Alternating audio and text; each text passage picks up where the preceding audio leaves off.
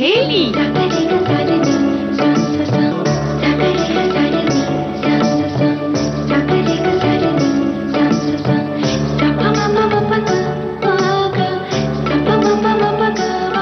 सखी सहेली।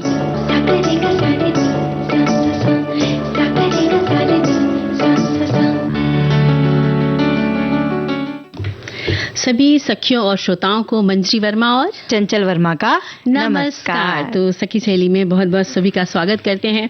और चंचल जी, हम लोग भी काफी समय बाद मिले हैं तो बस एक दूसरे का स्वागत कर लेते हैं। और देखिए, मौसम तो बड़ा सर्द सर्द सा हो गया है ना, लेकिन हमारे विषय में थोड़ी सी सर्दी नहीं है, गर्माहट है।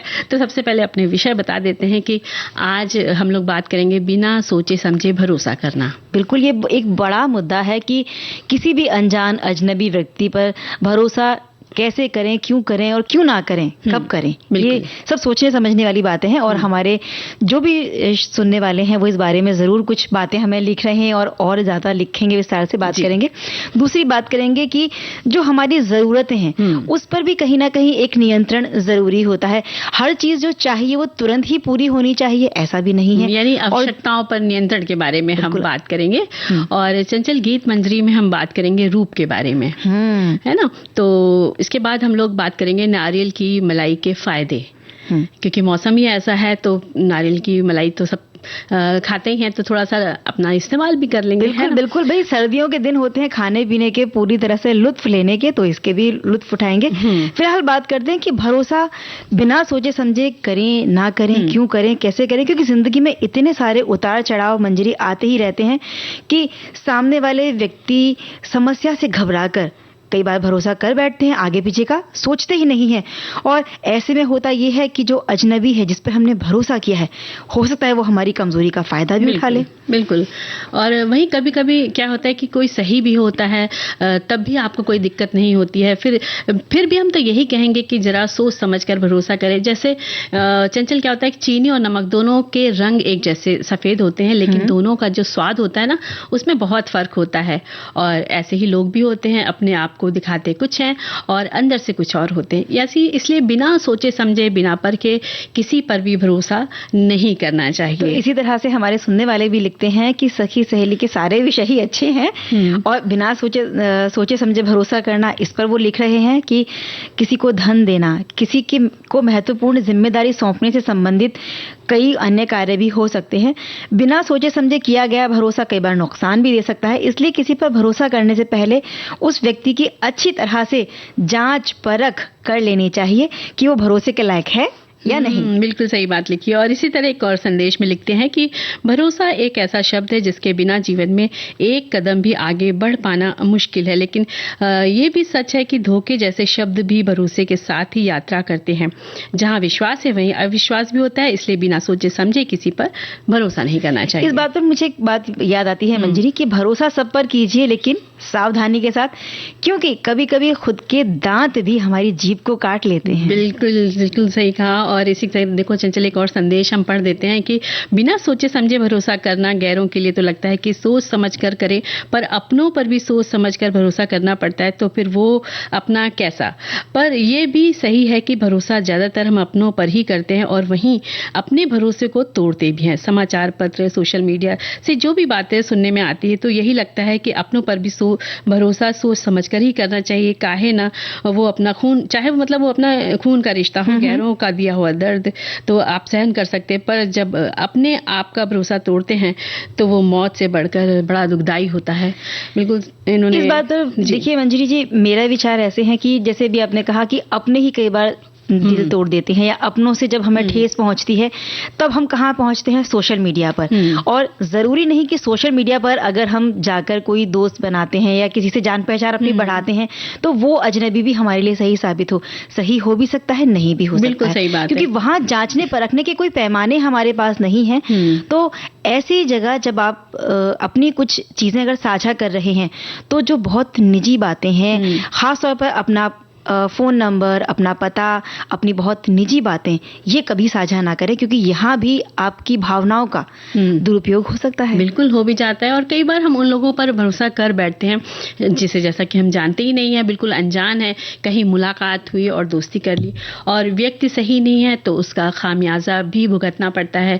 जैसे अनजान नंबर, हम किसी को अनजान से रास्ते में मिले या ट्रेन में मिलते हैं, सफ़र करते दौरान मिलते हैं, तो बातों बातों में एक दूसरे को नंबर शेयर कर देते हैं या अपना सामान उनके भरोसे छोड़कर हम जाने लग जाते हैं कि 1 मिनट रुकिए हम आते हैं। तो अक्सर सफ़र के दौरान ऐसा होता है, तो उस समय अगर व्यक्ति सही है तब तो आपकी हर चीज़ सुरक्षित रहेगी, और कई बार नहीं हो पाता है तो सामने वाला भी आपका कीमती सामान के साथ साथ कई बार तो ऐसा होता है कि हम अपने जो परिवार के बुजुर्ग हैं या बच्चे हैं उनकी जिम्मेदारी भी देते हैं, हमारी अम्मा बैठी हैं, आप जरा 2 मिनट ध्यान रखिए, हम भाई रिक्शे का पेमेंट करके आते हैं या पानी की बोतल भर के लाते हैं, कुछ दुकान से सामान खरीद लाते हैं, तो वो व्यक्ति कितना भरोसेमंद है, क्योंकि कुछ पल पहले ही आप उससे मिले हैं और भरोसा करके अपनी जो जीवन की पूंजी है यानी आपके माता पिता या आपके बच्चे, आप उनको उस व्यक्ति के हवाले करके जा रहे हैं, तो ऐसा भरोसा आंख मूंद कर तो ना करें। बिल्कुल नहीं करना चाहिए। और कई बार ये भी है, देखा जाता है कि हम किसी अनजान जो है वो आता है और आपसे मदद चाहता है, आर्थिक मदद चाहता है, जैसा कि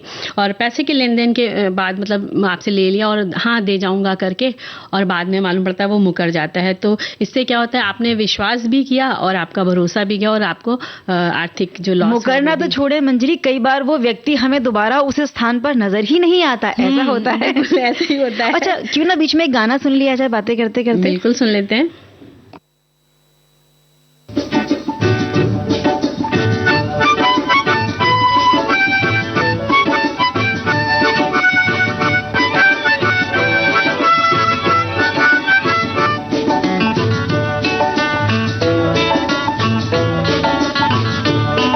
आँखों पे भरोसा मत कर, दुनिया जादू का खेल है, हर चीज यहाँ एक धोखा, हर बात यहाँ बेमेल है। आँखों पे भरोसा मत कर, दुनिया जादू का खेल है, हर चीज यहाँ एक धोखा, हर बात यहाँ बेमेल है। ओ मत वाले हंस ले गाले ले जीने का मजा, इस दुनिया की भीड़ में तू मेरी तरह नन्हा बन जा। आँखों पे भरोसा मत कर, दुनिया जादू का खेल है, हर चीज यहाँ एक धोखा, हर बात यहाँ बेमेल है।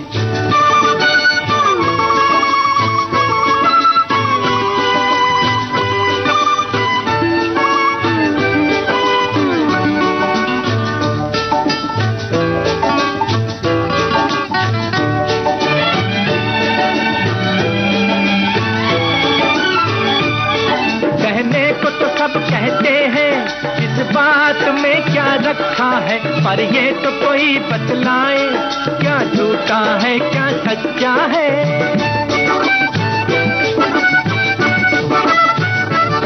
कहने को तो सब कहते हैं इस बात में क्या रखा है, पर ये तो कोई बतलाए क्या झूठा है क्या सच्चा है। हम दीवाने बस ये जाने जो कुछ है सो अच्छा है, हम दीवाने बस ये जाने जो कुछ है सो अच्छा है। आँखों पे भरोसा मत कर, दुनिया जादू का खेल है, हर चीज यहाँ एक धोखा, हर बात यहाँ बेमेल है।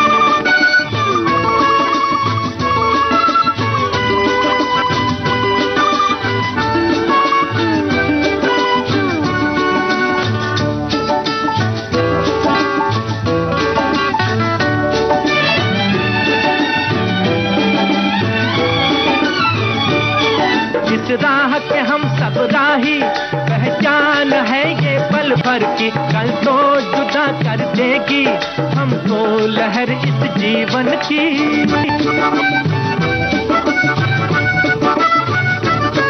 इस राह के हम सब राही, पहचान है ये पल भर की, कल तो जुदा कर देगी हमको लहर इस जीवन की।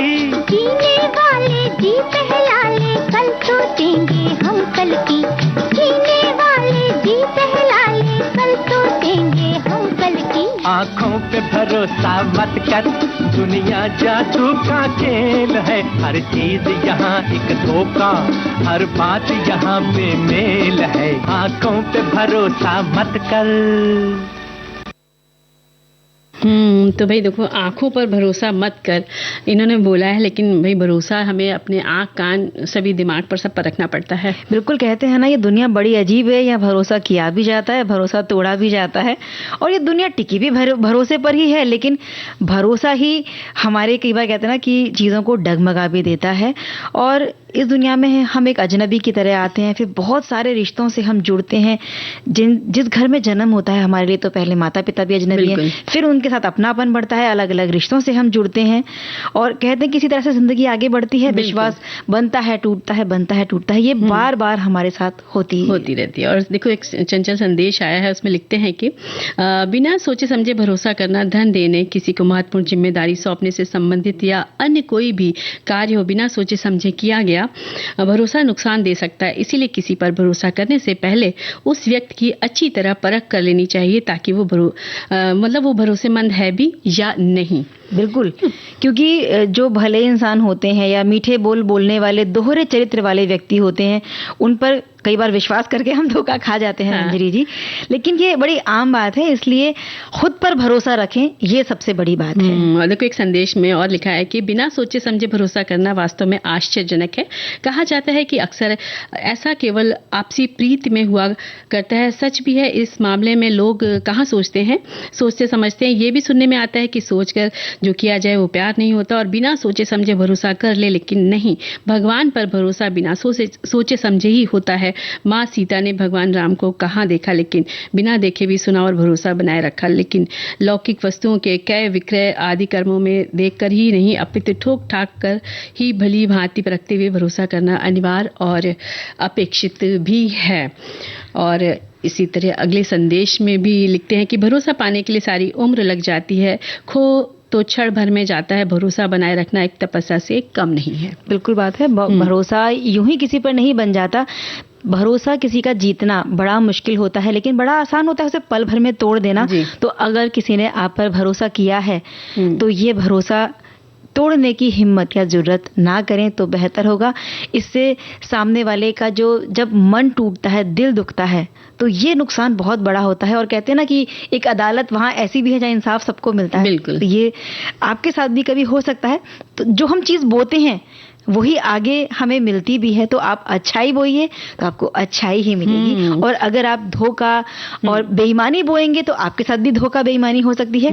इसी तरह से जो हमारी ज़रूरतें बढ़ती जा रही हैं, कहीं ना कहीं जाकर उन पर एक नियंत्रण हमें ज़रूर लगाना होगा। बिल्कुल, क्योंकि ये ज़रूरतें भी हमें धोखा देती हैं, भाई बढ़ती जाएंगी, और हम आर्थिक व्यय हमारी जेब पर डालते हैं। तो जो कमाने वाला व्यक्ति है, हम ज़रूरतों की जो लिस्ट है वो बढ़ाते जा रहे हैं, लेकिन जो व्यक्ति कमा रहा है हम उसकी सोच ही नहीं रहे, उसका भरोसा हम तोड़ रहे हैं। यानी कि जो हमारी आवश्यकताएं वो बढ़ चढ़कर हो जाती नहीं, यानी कि आवश्यकताएं अनंत होती हैं, और जो एक के बाद दूसरी आवश्यकताएं जन्म लेती रहती है। और कई बार आवश्यकताएं इतनी बढ़ जाती हैं कि वो ना पूरी हो तो बेचैनी भी शुरू हो जाती है, और तब आपके लिए मानसिक और शारीरिक रूप से स्वस्थ जो आपका मन है और शरीर है वो अस्वस्थ होने लग जाता है। और ऐसे में ही आवश्यकताओं पर नियंत्रण करना बहुत आवश्यक हो जाता है, क्योंकि एक के बाद एक आवश्यकताएं हमारी जन्म लेती हैं। एक चीज़ होगा तो लगेगा नहीं थोड़ा सा ये चीज़ भी हमारे पास हो जाए, है ना। किसी के पास एक अच्छा पेन है तो देख के लगता है ये भी हो जाए, हाँ, है ना।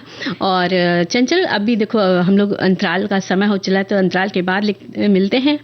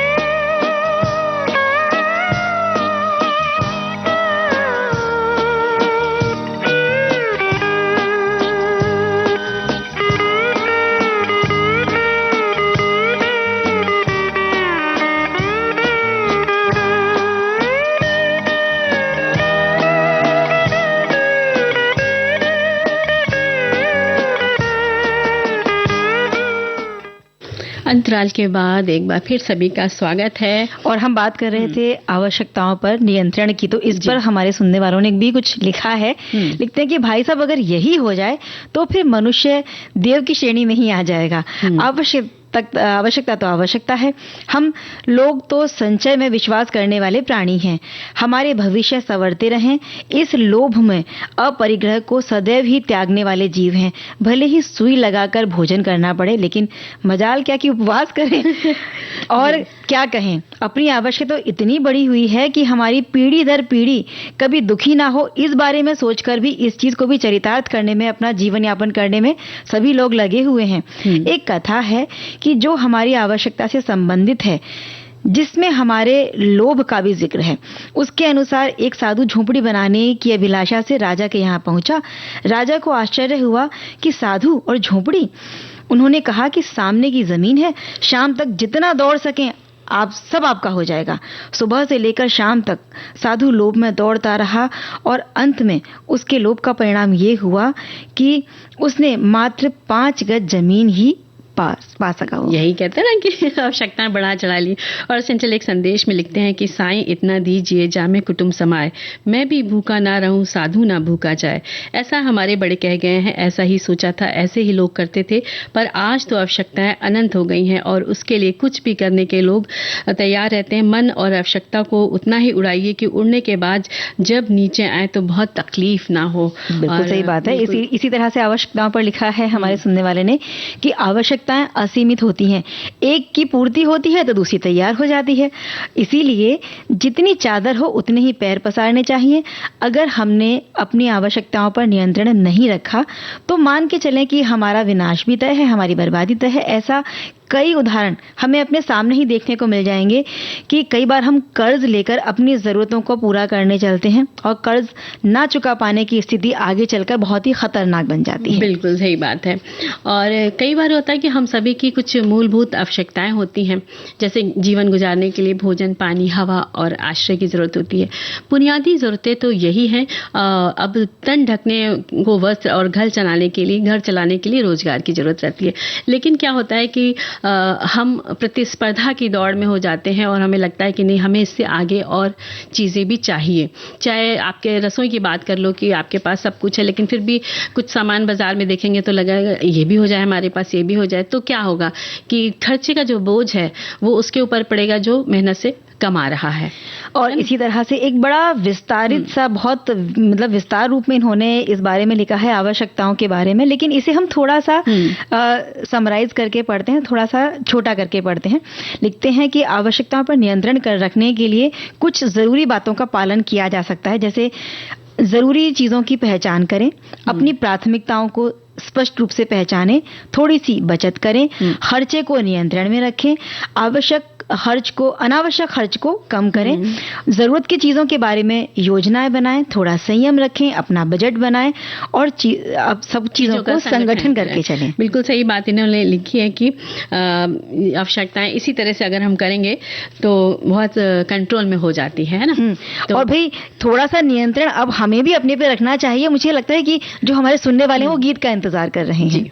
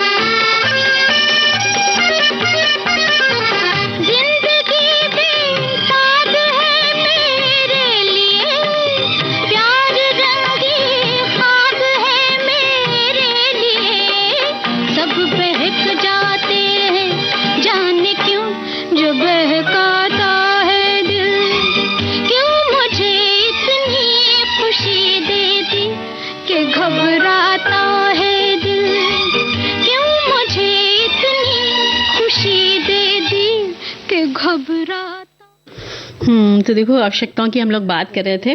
तो मंजरी, जो मूल आवश्यकताएं हैं हमारी, ये तो हम ये सभी जानते हैं कि हवा, पानी, रहने के लिए घर, पहनने के लिए अच्छे कपड़े, यही होते हैं। लेकिन इसके आगे जब हम बढ़ते हैं तो वो आवश्यकताएं नहीं, वो सिर्फ भोग विलास की चीजें बन जाती हैं, जिसमें हमें लगता है कि बहुत सुंदर कार भी हो, सुंदर घड़ियां भी हो, बहुत सारे गहने भी हों। और जब हम दूसरों को देखते हैं इन चीज़ों को भोगते हुए, तो कई बार हमारे मन में भी ये चीज़ें पनपने लगती हैं कि ये चीज़ें हमारे पास भी हों, और उन्हें देखकर जब हमारे पास नहीं होती हैं तो मन में हीन भावना घर करने लगती है। और यही हीन भावना हमें उकसाती है अंदर से कि उन चीज़ों को हम हासिल करें, चाहे उसके लिए हम कुछ भी गलत सही कर रहे हैं। यही तो हम मात खा जाते हैं और जब गलत कर बैठते हैं। जब वो नई चीजें मिलती हैं तब क्या होता है, मन विचलित होता है, आपको रात की नींद खराब हो जाती है, आप सो नहीं पाते हैं ठीक से, और ना तो आपको खाना खा पाते हैं। इसलिए आपके पास आवश्यकताएं जब आपके ऊपर हावी हो जाती है कि हर चीज आपको चाहिए, तो क्या होता है कि आप बीमार होने लग जाते हैं। तो ऐसे में क्या होता है, आप अपने आप को खुद को नियंत्रण करना सीखें कि भाई हमारी जितनी चादर, हम उतनी ही चादर में अपने पैर फैलाएं, ज्यादा की जरूरत नहीं है, थोड़े से ही कम चलाना सीखें। तो एक दिन देखिएगा, अगर आप संतोष, कहते हैं मन में संतोष अगर रखेंगे तो आपके पास एक दिन सब कुछ होगा, लेकिन उसके लिए थोड़ा सा इंतजार करना पड़ता है। सही बात है। जब हम एक बीज बोते हैं तो जब वो बीज फूटता है, 2 पत्ते निकलते हैं, धीरे धीरे वो पौधा बनता है, फिर वृक्ष बनता है, फूल लगेंगे, फल लगेंगे। तो अगर हम इंतजार नहीं करेंगे, हम सोचेंगे आज बीज बोया और अभी हम फल खा लें, तो संभव नहीं ना। तो धैर्य और इंतजार ये बहुत जरूरी है। तो आप बस मेहनत से अपना काम करते रहिए और नतीजे आपके सामने जरूर अच्छे आएंगे। और जब मन को हम कोई रोग लगा लेते हैं ना, तो हमारे चेहरे का ग्लो भी खराब हो जाता है और जो हमारी सेहत है ना, उस पर बुरा असर पड़ने उसके बारे में बताने वाले ना कि नारियल की मलाई जो है, कहना चाहिए सेहत के साथ त्वचा की रंगत निखारती है और कई हेल्थ के बेनिफिट्स इसमें मौजूद होते हैं। इसमें फैट की मात्रा अधिक होती है, लेकिन ये हानिकारक बिल्कुल नहीं होती है। बिल्कुल, अगर हम तला भुना खाते हैं तो वो जो फैट है या वसा है, वो कहीं ना कहीं जाकर हमारे शरीर में चिपकता है, हृदय को नुकसान पहुंचा सकता है, हमारी त्वचा पर भी कील मुहासे निकलते हैं। लेकिन जो नारियल की मलाई है, इसका जो वसा है या जो इसका फैट है, वो एक हम कह सकते हैं कि सेहतमंद फैट की तरह हम बिल्कुल सेवन इसका कर सकते हैं। क्योंकि इसमें देखो कार्बोहाइड्रेट कम और एवं एंटीऑक्सीडेंट की भरपूर मात्रा होती है, जिसके होने से ब्लड शुगर कंट्रोल करने वाला खाद्य पदार्थ बनता है। और इसमें फाइबर की मात्रा भी खूब होती है, जो पेट में काफी समय तक भरा होने का एहसास कराती है, और जिसकी वजह से क्या होता है कि भूख भी कम लगती है। इसी तरह से नारियल की मलाई में मंजरी जी पॉलीकेनोल और एंटीऑक्सीडेंट जैसे तत्व पाए जाते हैं, जिसके होने से शरीर की जो कोशिका हैं, वो उनका विनाश होने से, उनकी क्षति होने से बचती हैं वो, और इसीलिए कई तरह की जो क्रोनिक बीमारियां हैं उनसे हम बच जाते हैं। बिल्कुल। और नारियल की मलाई से मानसिक स्तर अच्छा रहता है, पाचन शक्ति, इम्यूनिटी को भी मजबूत बनाती है चंचल, और शरीर को ठंडक तो भाई देखो ये पहुंचाता है, और दिल के लिए भी बड़ी मुफीद होती है, वजन भी कम होता है। पेट में गैस है, ऐंठन है, अपच है, कब्ज की समस्या है, ऐसी छोटी छोटी सी बहुत सारी चीजें हैं जिनसे राहत मिल जाती है। और कई बार जो किडनी से संबंधित समस्याएं होती हैं, उसके लिए भी चिकित्सक सलाह देते हैं कि आप नारियल का पानी पीजिए, और उसके साथ अगर आप चाहें तो मलाई अगर उसमें है तो उसका भी सेवन कर लीजिए। बिल्कुल। और भाई ब्लड शुगर लेवल कंट्रोल में रहता है इसका सेवन करने से। डायबिटीज के मरीजों के लिए नारियल की मलाई बहुत फायदेमंद होती है, क्योंकि इसका ग्लाइसेमिक इंडेक्स जो काफ़ी कम होता है, डॉक्टर की सलाह से ही आप इसका सेवन करें।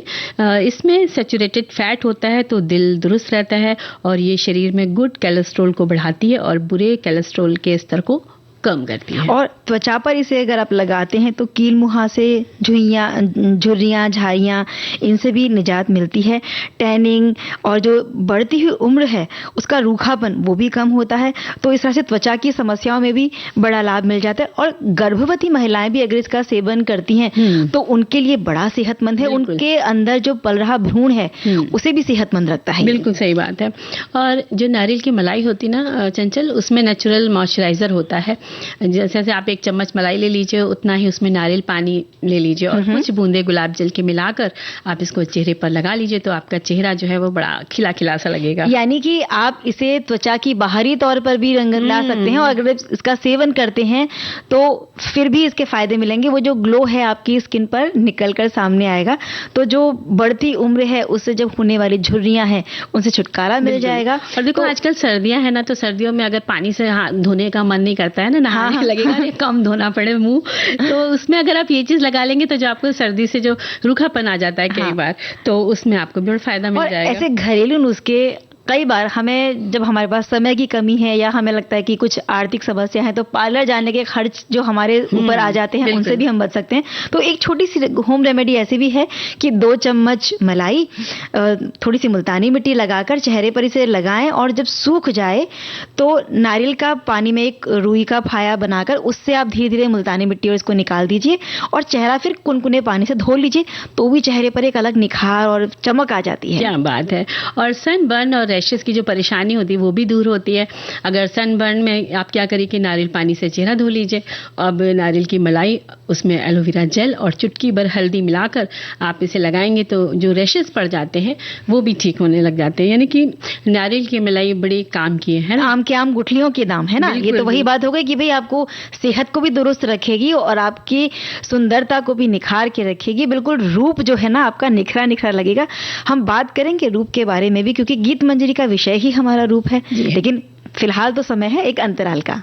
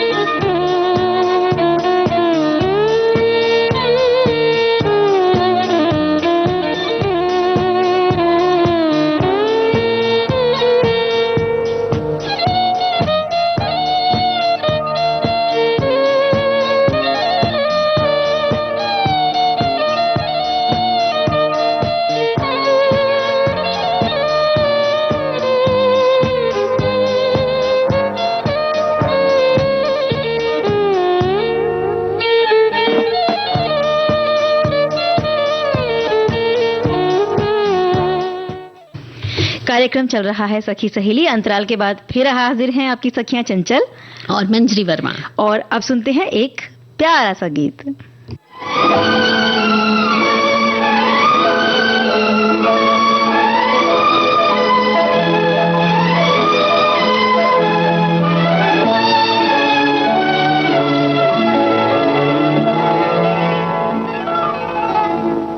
तुझे प्यार करते हैं करते रहेंगे कि दिल बन के दिल में धड़कते रहेंगे। तुझे प्यार करते हैं करते रहेंगे कि दिल बन के दिल में धड़कते रहेंगे।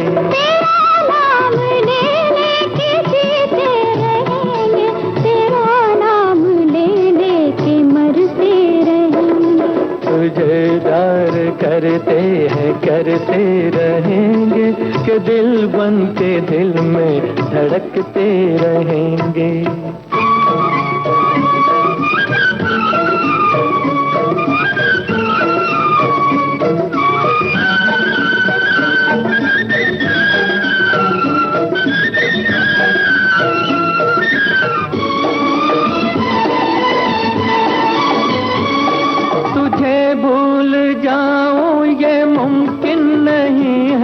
कहीं भी रहूं मेरा दिल तो यही है। तुझे भूल जाऊं ये मुमकिन नहीं है। कहीं भी रहूं मेरा दिल तो यही है। घटे चांद लेकिन मुझे गम न होगा। तेरा प्यार दिल से कभी कम न होगा। गुजरने को ये दिन गुजरते रहेंगे के दिल बन के दिल में धड़कते रहेंगे।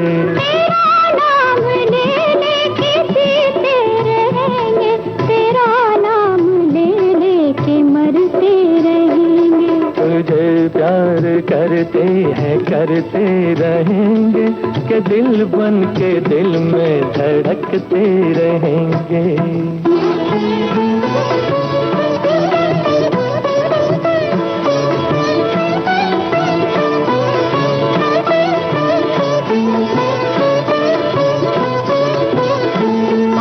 हंसी फूल की जिंदगानी भी क्या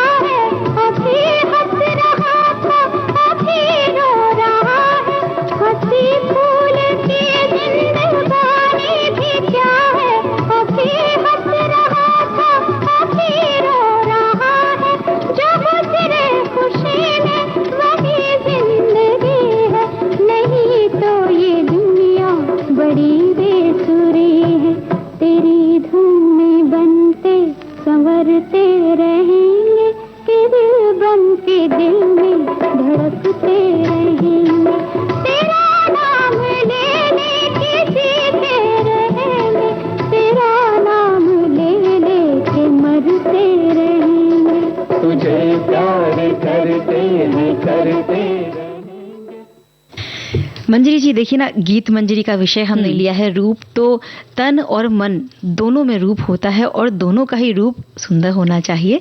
तो हमारे सुनने वाले इस बारे में लिखते हैं कि तुम्हारा मन रत्नों की खान है, नंदन मन के परिजात पुष्प की तरह तुम्हारा रूप है, अपनी आंखों में बसा लूं ये दमकता हुआ सौंदर्य, मेरी धड़कनों को आज भी तेरे आने का इंतजार है, हाँ मुझे बेपनाह प्यार है। और ये इनकी स्वरचित पंक्तियां हैं, कहीं से इन्होंने ली नहीं है किसी कविता की। तो बहुत बहुत बधाई, आपने बड़ी सुंदर पंक्तियां लिखी हैं जी। और देखिए, रूप एक ऐसा शब्द है कि संसार के कण कण में रूप समाया हुआ है। हमारी नजर जहां भी पड़ती है उन सभी में रूप सौंदर्य की आभा मन को प्रसन्नता का आभास करा जाती है। बस वो दृष्टि, वो समझ हमारे अंदर होनी चाहिए। बिल्कुल, प्रकृति की हर चीज में खूबसूरती है और उसका हर रंग अनुपम है। धरती से लेके अंबर तक, आकाश तक, अथाह सागर, हर जगह खूबसूरती है। ये है प्राकृतिक सुंदरता। लहलहाते वृक्ष हैं, लताएं हैं, या फिर नभ में उड़ते हुए सफेद सफेद बादलों के रुई जैसे होते हैं ना, वो जो लगते हैं, चहचहाते पंछी हों, झरने हों, नदियां हैं, सागर हैं, मचलती लहरों का संगीत है। ये लहरें जब बेकाबू होती हैं तो बड़ा सुंदर रूप ले लेती हैं, और ऐसा रूप जो हर जगह हमें शीतलता का एहसास करवाता है। इस रूप को रचने वाले का भी रूप सौंदर्य कितना मनमोहक है, जिसकी हम कल्पना भी नहीं कर सकते। फिर उसी ने तो हम सभी को बनाया है और हर व्यक्ति को रूपवान बनाया है। ऐसा रूप रंग जो रिझाता भी है और लुभाता भी है।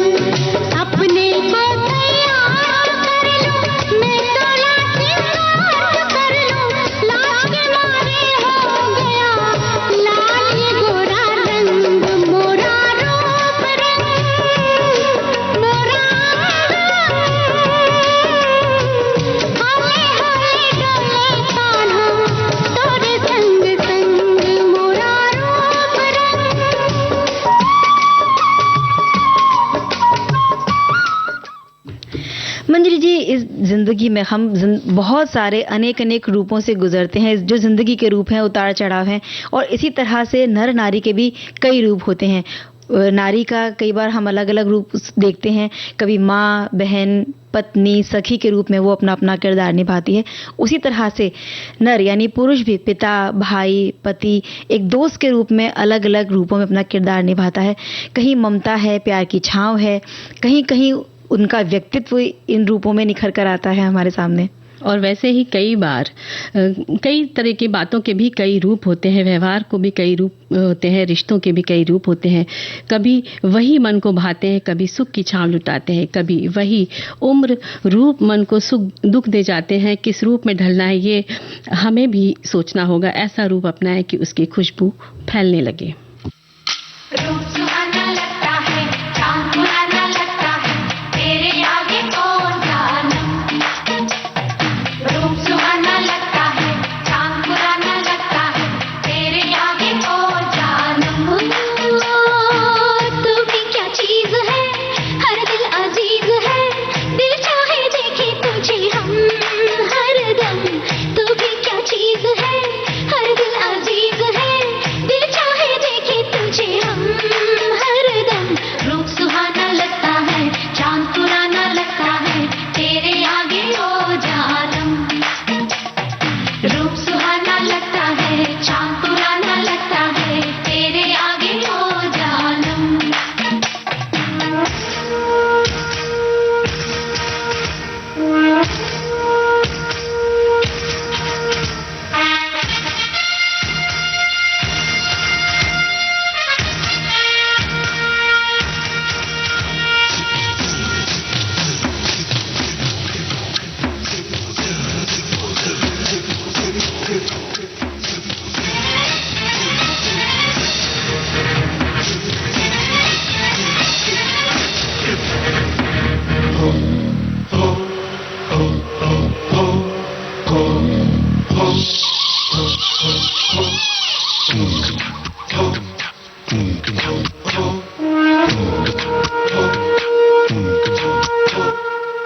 मैं दीवाना आवारा बादल, गलियों में फिरता हूँ मैं मारा मारा।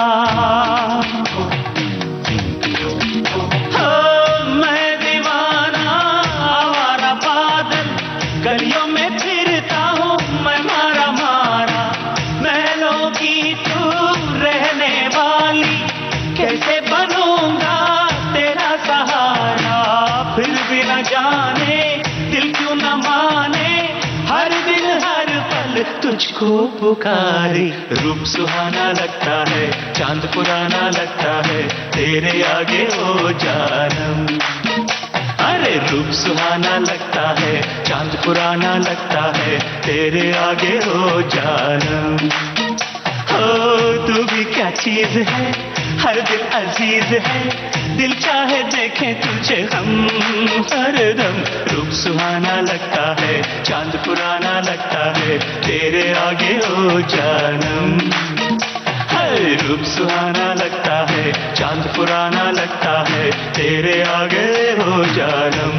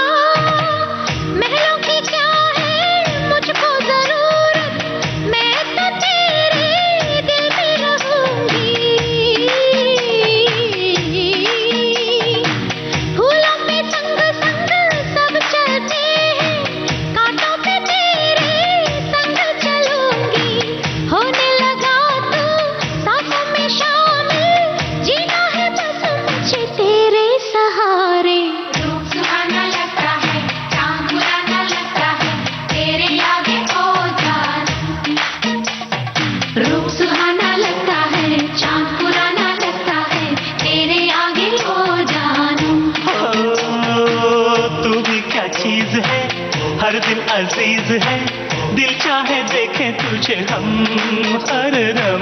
तू भी क्या चीज है, हर दिल अजीज है, दिल चाहे देखे तुझे हम हरदम। रूप सुहाना लगता है, चांद पुराना लगता है, तेरे आगे ओ जानम। रूप सुहाना लगता है, चांद पुराना लगता है, तेरे आगे हो जा। हमारे सुनने वाले लिखते हैं कि इस रूपवान में वो अरूप भी है और उनके रूप को देखना भी अपना ही दायित्व है। उसके दर्शन के बाद ही कोई अपना वास्तविक रूप देख सकता है, यानी ये ईश्वर के बारे में कहा जा रहा है।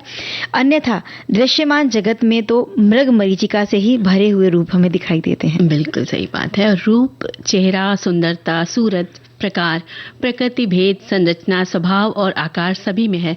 रूप वाक्य में प्रयुक्त शब्द को कहते हैं। इसे पद भी कहा जाता है। रूप जो हमें मिला होता है और दूसरा जो हम रूप को संवारने में चीजें उपयोग में लाते हैं, सुंदरता और निखर के आती है।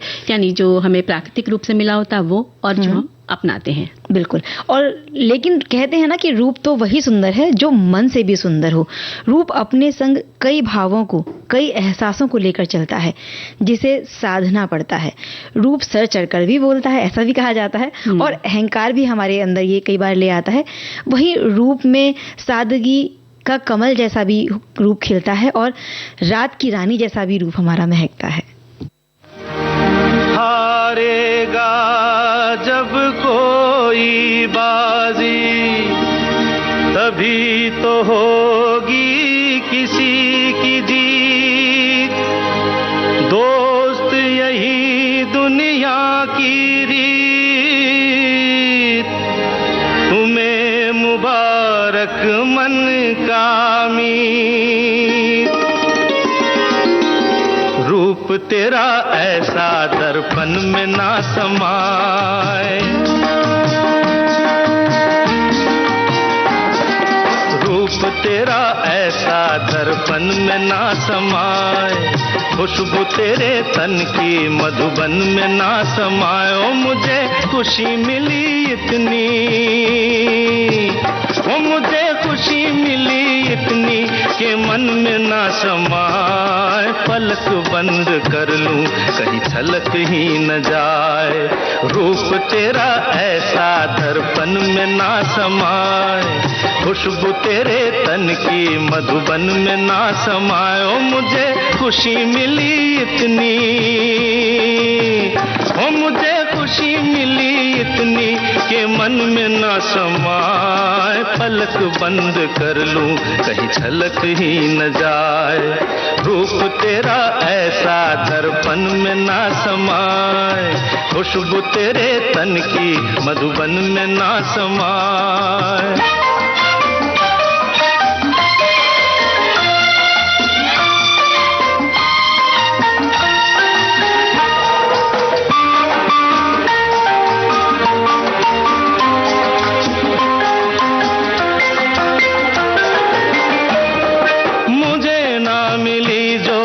खुशी तूने पाई ऐ दोस्त, मुबारक हो तुझे प्यार की शहनाई।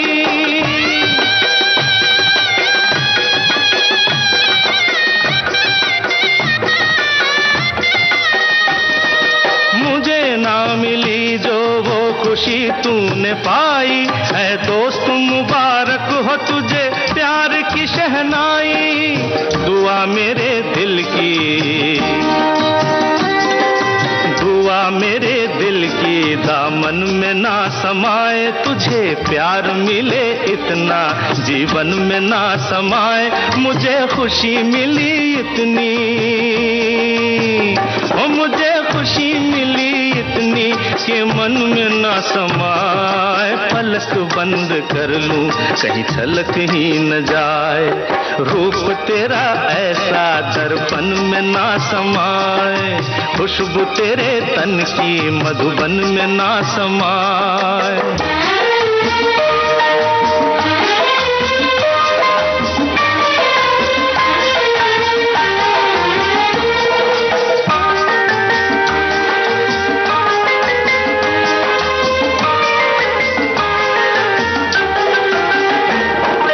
मीत मेरा छीन लिया, मीत मेरा छीन लिया तूने छब दिखा के, सदा उसे रखना पलकों पे तू बिठा के। इतना सुख देना जीवन में ना समाए, यूं रस बरसाना आंगन में ना समाए। ओ मुझे खुशी मिली इतनी, ओ मुझे खुशी मिली इतनी कि मन में ना समाए। पलक बंद कर लूं कहीं छलक ही न जाए, रूप तेरा ऐसा दर्पण में ना समाए, खुशबू तेरे तन की मधुबन में ना समाए। ओ मुझे खुशी मिली इतनी, ओ मुझे खुशी मिली इतनी कि मन में ना समाए। पलक बंद कर लूं कहीं छलक ही न जाए, पलक बंद कर लूं कहीं छलक ही न जाए। प्रकृति के असंख्य रूप हमारी वसुंधरा को सजाते हैं, उसमें नव जीवन का संचार करते हैं। उसमें से ऋतुओं का भी रूप होता है, चाहे वो बसंत ऋतु का रूप हो जिसे ऋतुराज कहा जाता है। इस रूप को हर कवि ने अपनी कविताओं में उतारा है। सभी वृक्ष लताएं नव पल्लव और नव कुसुमों से सजकर झूमने लग जाती हैं और इस रूप को देखकर दिल भी झूम उठता है। इसी तरह से जो अन्य ऋतुएं हैं उनका भी रूप है। गर्मी की ऋतु जब आती है या शरद ऋतु जब आती है तो वो अपनी अपनी खूबसूरती लिए हुए आती हैं और हमारे जीवन में भी उनका रंग भर देती हैं। साफ नीला आकाश, चिलचिलाती धूप, सर्द हवाएं, कोहरे का नम रूप, और ऐसे समय में खिलते हैं अलग अलग तरह के अनगिनत पुष्प। और इन्हें देखकर, इस प्रकृति के सौंदर्य को देखकर हमारा मन भी प्रसन्न होता है और मचल उठ जाए। इस मोहक रूप को देखकर हमारी जो नेत्र हैं उनमें भी ठंडक पड़ जाती है। बिल्कुल सच है ना मंजरी जी कि धरती से आकाश तक, प्रकृति से जीवन तक रूप ही रूप समाया हुआ है और इस सौंदर्य के साथ हम अपनी उम्र भी गुजार रहे हैं और दिल को कई बार ये रूप छू जाता है। और कई बार ये जो ऋतुओं का रूप है हमारे रूप पर भी असर दिखाता है। जब तेज हवाएं चलती हैं सर्दी की तो वो हमारे जो त्वचा है उसे खुश्क कर देती हैं और कहीं ना कहीं हमारे रूप का संतुलन जो है वो थोड़ा बिगड़ने लगता है। इसी तरह जब गर्मी अपने प्रचंड रूप में होती है तो वो हमारी त्वचा को झुलसा देती है। तो अपने रूप और सौंदर्य का ख्याल सभी रखें।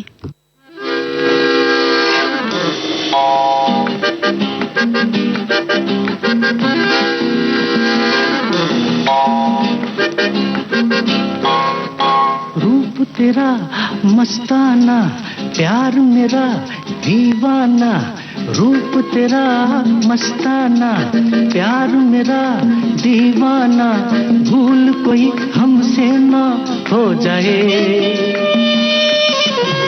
रूप तेरा मस्ताना, प्यार मेरा दीवाना, भूल कोई हमसे ना हो जाए।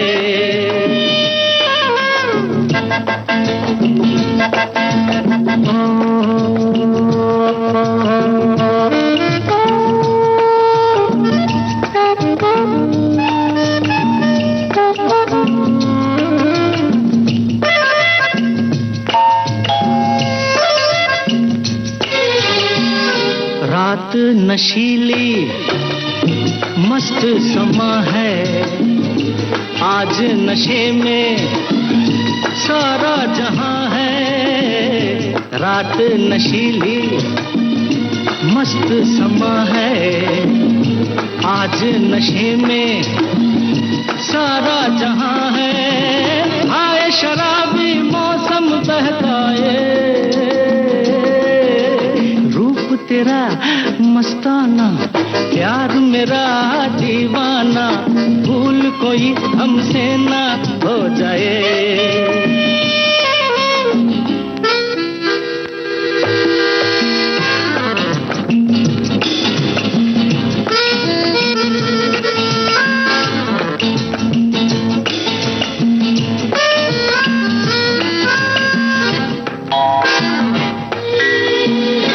आँखों से आँखें मिलती हैं ऐसे, बेचैन होके तूफान में जैसे।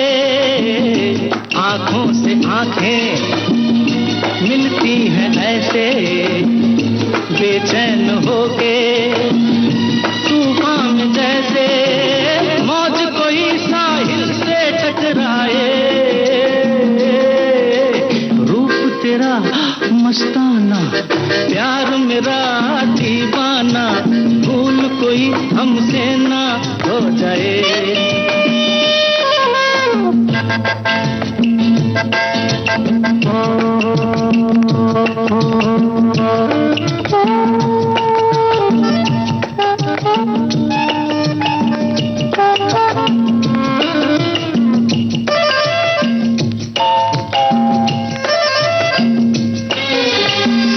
रोक रहा है हमको जमाना, दूर ही रहना, पास न आना।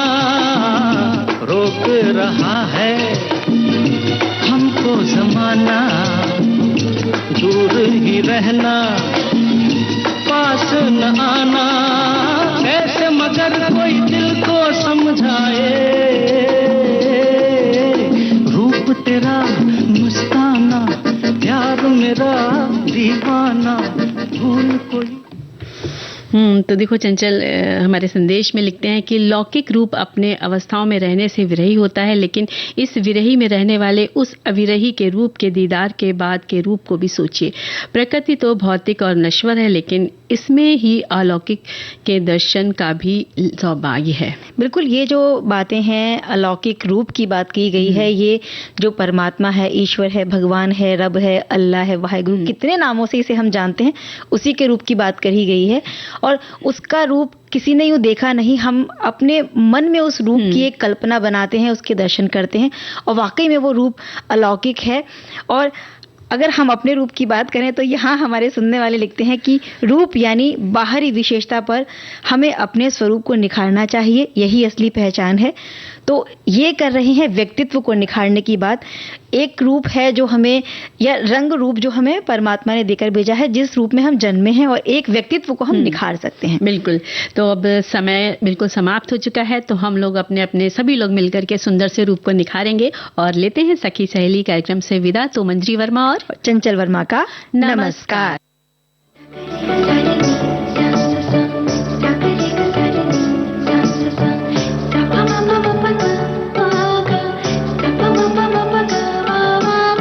सखी सहेली।